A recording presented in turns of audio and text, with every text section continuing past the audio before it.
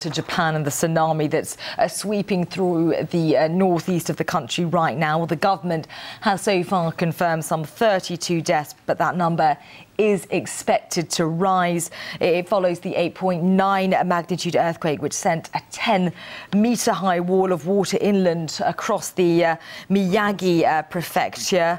The destruction's widespread. We know that 200 people have been washed away, with buildings, cars and ships all swept by those waters. Well, the ramifications are widespread.